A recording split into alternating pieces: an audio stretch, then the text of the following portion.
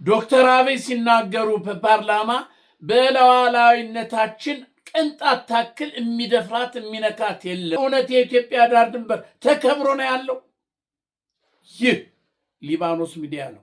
ሰብስክራይብ ሸር አድርጉ። መቼም በየቀኑ አዳዲስ ነገሮች ይመጣሉ። ሰበሮች በየሰዓቱ በየደቂቃው ሰበሮች ይለያያሉ። ስለዚህ ሰብስክራይብ አድርግ፣ ሸር አድርግ። አንተ ሸር አድርግ። ለቁርስህ ወይም ለምሳ ለራት የሚሆን ስንቅ ይዤ መጥቻለሁ። መቼም ያለ ወሬ አትኖርም። ያለ ወሬ ስለማትኖር ያለ ወሬ ስለማትወጣ ስለማትገባ እነግራለሁ። እንዴ ስማ እንጂ እኔ የምለው ዶክተር አብይ እኮ ስለ ቀይ ባህር ሲናገሩ ስንት ጊዜ ነው? ስንት ዓመት ነው? ቀይ ባህርን አሁን ይዛል እንዲንላ። ስለዚህ ቀይ ባህር ሰተት ብሎ ያው መጣላቸው አዲስ አበባ ከተማ ውስጥ። ቀይ ባህር ድረስ እኮ መሄድ አያስፈልግም። አዲስ አበባ አላየም? ተጥለቀለቀ እኮ አዲስ አበባ። በቃ ውቅያኖስ ቀይ ባህር መጣ። ይሄ ነው እኮ የሚያስፈልግ። ቀይ ባህር ብለዋል። ቀይ ባህር ያው መጣላ። አዲስ አበባ ተጥለቀለቀ። የኮሪደር ልማት የምን በለው ተቁለጠለጠ። ይሄ ነው እንግዲህ የምትኮራበት የምትዘማመንበት ኮሪደር ልማቱ፣ የእንትኑ፣ የፀሐይ፣ የመብራቱ፣ የሳሩ፣ የቤቱ የምትለው ይሄው አዲስ አበባ ባህር ውስጥ ገባ፣ እየተጥለቀለቀች ነው። ይሄ ነው ልማት ማለት? ይሄ ነው ወይ ንገረኝ እስቲ። ይሄ ነው አንድ ከተማ አንድ ሀገር ሲሰራ። እኔ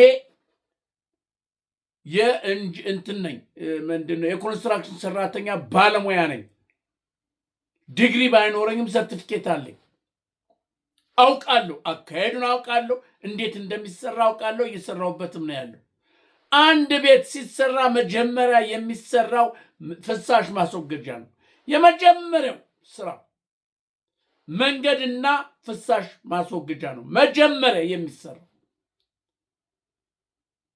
ያ ሲሆን ነው ትክክለኛ የቤት አዲስ አበባ ውስጥ የሆነ ብልጭ ሊሰራ የፍሳሽ ማስወገጃ የለም። ይኸው መጥቶ ድብልቅልቆት ከተማው አውቶቡሱ እስከ ደረታቸው ሁሉ ተውጠው አላያችሁም?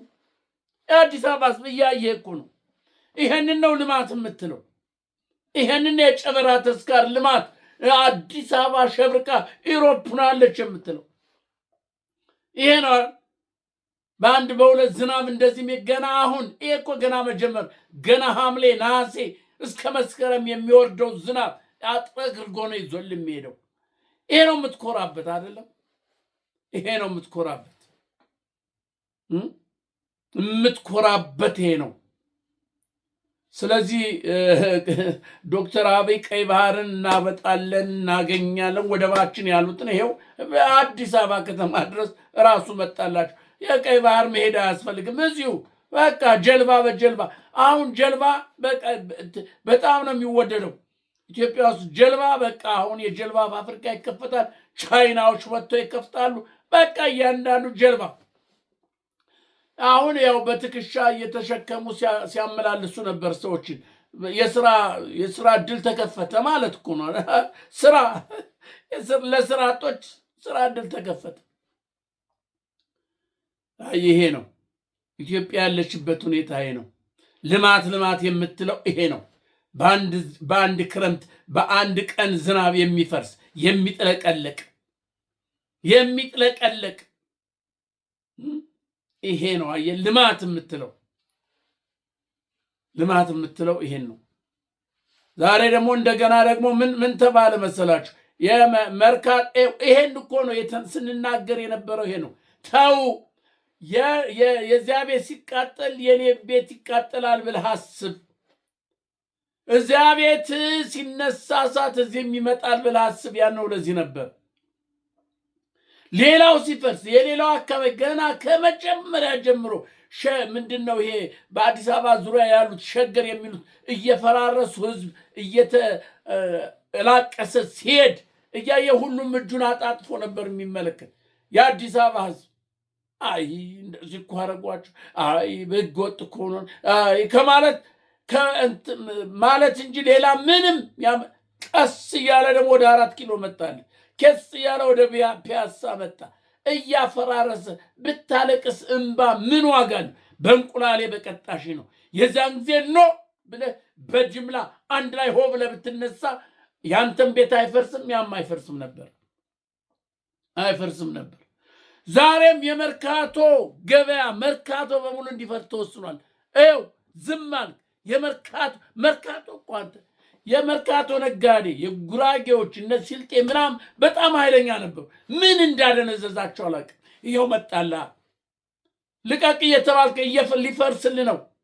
እምቢ ካልክ እሳት ይለቅበታል። በቃ ሳትወድ በግድ ትለቃለህ። ይሄ ነው አየህ። አሁንም ቢሆን አልረፈደም። ከመፍረሱ በፊት አንድ ግንባር ፍጠርና ሆበል አይሆንም በል።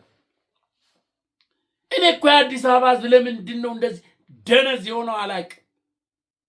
ደነዝ ተኛ፣ እሺ፣ ተነስ፣ እሺ፣ ሂድ፣ እሺ። ምንድን ነው እናንተ የሚሻላችሁ? ምንድን ነው የአዲስ አበባ ሕዝብ ምንድን ነው የሚሻላችሁ? መብታችሁን እንዴት ነው የምታስከብሩት? መብታችሁን በሀገራችሁ በተወለዳችሁበት እንዴት መብትህን አታስከብርም? እንዴት? ጥቂቶች እኮ ናቸው የሚያሽከረክሩ። አንተ እኮ ብዙሃን ነህ። ሆ ብለህ እኮ አንድ ጊዜ ብትነሳ ምንም ሊያደርጉ አይችልም። የተወሰነ ሰው ሊሞት ይችላል፣ ሊጎዳ ይችላል። ግን ሁልጊዜ ከመሞት በየተራ ከመሞት ይሻላል። ኬንያ ውስጥ አላያችሁም እንዴ? በዳቦ ላይ እኮ በጋዝ ላይ የሆነ ሳንቲም ተጨመረ ተብሎ ያ ሁሉ ድብልቅልቅ ወጥቶ ወደ 20 ሰው ነው ምናምን ሞተው ነፃነታቸውን ያስከበሩ። ያ ነው የሚያስፈልግህ። አየህ፣ የአዲስ አበባ ሕዝብ ግን ደነዘ። ይሄው ልማት የምትለው ይሄው በጎርፍ እየተጥለቀለቅ መሄጃ እንኳን አጥተህ ለሚያሻግር ሰው ገንዘብ እየከፈልክ እየተሻገርክ። አዲስ አበባ አይሮፕላኖች የተባለችው ሀገር። ስለዚህ መብትህን ለማስከበር ከየትም ሌላ አይመጣልም። እዚያው ራስህ ነህ። ካልሆነ የራስህ ጉዳይ ነው። ዋናው ዛሬ ደግሞ አሁን የመጣሁበት ደግሞ ይሄን ሰው ታዩታላችሁ። ይሄ ማመር ተሰማ ቤት ውስጥ ተመልከት፣ መነጽር አድርጓል። ትልቅ መነጽር፣ ግብዳ መነጽር። ቤት ውስጥ አዳራሽ ውስጥ እኮ ያደረገው ጥቁር መነጽር፣ የፀሐይ መነጽር። ለምን እንደሆነ ታውቃለህ? ፍርሃቱ የሚገለጸው በአይኑ ላይ ነው። አይን እንደዚህ ይሽከረከራል። ሰው ሲፈራ ሲደነግጥ አይን ነው የሚቅለበለበው የሚሽከረከረው። ስለዚህ ያንን ለመደበቅ ሲል ነው ይሄንን ግርግዳ የሚያክል መነጽር የገደገደው መሐመድ ተሰማ ዛሬ በድሮን እንትን ማለት የለብንም አለ። የድሮን ጥገኝነት ወጥተናል፣ መውጣት አለበት። ወያኔ ድሮን ታጥቋል። ሻዕቢያም ደግሞ ለፋኖ የድሮን መቃወሚያ ሰጥቷል። ስለዚህ በድሮን አንታመንም ከዚህ በኋላ እኛው ራሳችን በእግረኛ ነው እያለ ሲናገር ነበር። ግን እምቢ ብለውታል። አንዋጋም ብለውታል። ወደ ትግራይ ሄደን አንዋጋም። ትግራይ ወንድሞቻችን ናቸው። እስካሁን ድረስ እርስ በርስ ያባላችሁን ይበቃናል፣ አንሄድም ብለዋል። አሁን ተጨንቀዋል። የጨነቀው ዕለት ብሏል ዳኛው ላይ። ዳንግላ ላይ አላየህም? ትናንትና የተደረገውን ኦፕሬሽን አንድ የሆነች ጭሬ ነው የምትባል ከተማ እዛ ገብቶ ዲሽቃ ምኑን የማረኩ ከተማዋን ሁሉ በቁጥር ያሰረ ዳንግላ። ይሄ ሞጣ ዙሪያ ሞጣ አካባቢ ተይዟል። ፋኖይ በቁጥጥር ስር አድርጎታል። እዛ አካባቢ የለ ሰዴ በለው መርጦ ለማርያም አካባቢ ሁሉም ደንበጫ እነዛ ሁሉ አሁን ተይዟል። ጦሩም ደግሞ ያለው ጦር አንዋጋም ብሏል። በቃን ሚሊሻው አድማ በታኝ ፖሊሱ ወደ ኤርትራ ወደ ትግራይ አንዘምትም፣ ትግራይ ወንድሞቻችን ናቸው አንዘምትም ብለዋል። ጄኔራል ተፈራን ደግሞ ሰምተሃል አይደል? ከህዋት ጋር ከትግራይ ህዝብ ጋር አንድ ነን፣ አማራና ትግሬ የአንድ ሳንቲም አንድ ገጽታ ናቸው። ስለዚህ እኛ ሁላችን ሁለት ጠላቶቻችንን የማንበቀልበት ይሄን እኔ አገዛዝ የማንጥልበት ምንም ምክንያት የለም።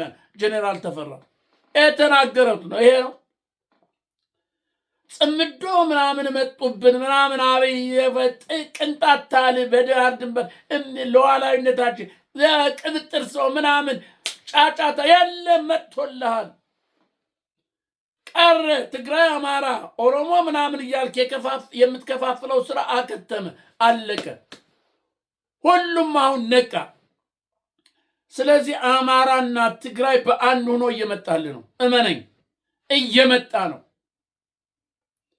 ኤርትራም ከሆነ እየመጣች ነው። አንድ ላይ በአንድ ግንባር ምንም ማድረግ አይቻልማ። ዝም ብሎ ሲሞት ሰው ዝም ብሎ አይም፣ እየተገደለ ዝም ብሎ አይም። አማራ፣ ኦሮሞ፣ ትግሬ፣ ኤርትራ ሌሎችም አንድ ሆኖ መጥተዋል። እስር ቤት እንደታሰረው ነው። እስር ቤት የታሰረ እስረኛ የተለያየ አይነት ብሔር ያለ የተለያየ ቋንቋ የሚናገር በአንድ ጠባብ ቤት ቢታሰር ሁሉም አንድ ነው የሚሆነው፣ ይተባበራል። አውቀዋለሁ፣ ታስሬያቸዋለሁ። በእስር ቤት ውስጥ ዘር የለም። በእስር ቤት ውስጥ ቋንቋ የለም። በእስር ቤት ውስጥ እከሌ ከከሌ የሚባል የለም። ሁሉም ታስሯላ። ሁሉም ለሞት ነው የተዘጋጀው። ሁሉም ለፍርድ ነው የተዘጋጀው። ስለዚህ ከመተባበር ውጪ ሌላ የለም። ስለዚህ በአማራና በትግራይ ደግሞ ሞት ተፈርዶበታል። አማራና ትግራይ እንዲጠፋ ተወስኖበታል። ስለተወሰነበት አማራና ትግራይ ሌላውም ደግሞ የማይተባበርበት ምንም ምክንያት የለም። አንድ እንሆናለን፣ እንተባበራለን። ይሄንን አገዛዝ ከስሩ ገርስሰን ጥለን ንጹህ የሆነችውን አንድ የሆነችውን ኢትዮጵያ እንመሰርታለን። እመነኝ። ያለፈው አለፈ፣ በቃ ተባላን፣ አበላሉን፣ አጋጩን፣ ምን አደረጉ፣ አለፈ። አሁን አማራና ትግሬ አንድ ሆነ፣ ነቃ፣ ተነጋገረ። ሁሉም የትግሬ ግዛት የአማራ ነው፣ የአማራ ግዛት የትግሬ ነው። ኢትዮጵያ የሁሉም ናት። የምንባላበት ነገር የለም። ስለዚህ መሐመድ ተሰማ አሁን አብይ የተናገረው ጠላቶቻችን አንዱ ነው መስርተው እየመጡብን ነው። ስለዚህ በድሮን አሁን ከዚህ በኋላ በድሮን መደገፍ የለብንም። ራሳችንን ችለን በኃይላችን በጉልበታችን ማንበርከክ አለብን። እየለቃቀም ነው። አሁንም ፉከራውን ቀጥሏል። መውጫ መግቢያ የለውም። አሁን ተከቧል። እመነኝ። መሐመድ ተሰማ ከጎጃም ግዛት ውስጥ አይወጣትም። እንኳን ሰራዊቱ እንኳንስ ሎጂስቲኩ ቀርቶ እራሱ አይወጣትም። እመነኝ። መሐመድ ተሰማ ከጎጃም ውስጥ አይወጣትም። ዛሬ በወሎ በመርሳ እየተደረገ ያለውን፣ በጎንደር እየተደረገ ያለው፣ አርማጭሆ ላይ እየተደረገ ያለውን ውጊያ፣ በሸዋ ውስጥ በሁሉም ግንባር አሁን ዙሪያውን ማጥቃት ሆኗል። በትክክል እንዴት ነው? እንደ አብሪ ታውቃለህ? መጀመሪያ ከጦርነት ከመጀመሩ በፊት የሚሄዳል።